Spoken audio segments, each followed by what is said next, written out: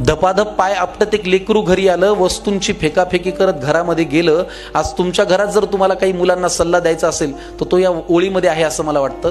तुम्ही नीट ऐका. आई आणि मुलाचा हा संवाद आहे की धपाधप पाय आपटत एक लेकरू घरी आलं, वस्तूंची फेकाफेकी करत घरामध्ये गेलं. तिने सांजेची वेळ, रात्र झाली नव्हती. आई अशीच देवासमोर दिवा लावित होती. जगासमोर जे चालत नव्हतं ते घरामध्ये मध्ये मात्र चाललं. बाहेर जे बोलता येत नव्हतं ते लेकरू आई समोर बोललं. म्हणाला, खोटारडी आहेस तू आई, खोट्या मार्गावर चाललीस, आजपर्यंत माझ्याशी तू खोटच बोललीस. आशीर्वाद देताना काय म्हणतेस की माझं काहीच अडणार नाही आणि माझ्या बाबतीत कधीच काही वाईट मुळी घडणार नाही. आईपासून काय लपतंय तिच्या लक्षात आलं. तिने बाळाला घोटभर पाणी प्यायला दिलं. हुंदक्यांमधून वाट काढत पाणी पोटात गेलं. आई म्हणाली, आता सांग तुला काय झालं.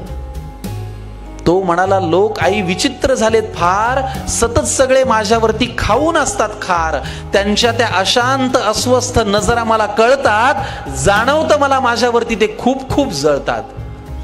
बरं, माझ्याविषयी माझ्या माघारी बोलतात लोकांजवळ, मी पुढे जातोय ना माझा माझा, का पोटात यांच्या कळ. बरं, वाईट याचं वाटतं की या वाईट लोकांचा एक संघ झालाय आणि मी वाईट वागत नसून यांनी मला बाजूला केलाय. आई म्हणाली, बाळा तुला माझा प्रश्नच नाही कळला. मी तुला काय झालं म्हणाले, तू त्यांचा त्रास सांगितला. सोडून दे ना तुझ्यावरती ते रुसतायत का हसतायत, कारण तुला पूर्ण करायची स्वप्न ही तुझ्याच डोळ्यांना दिसतायत.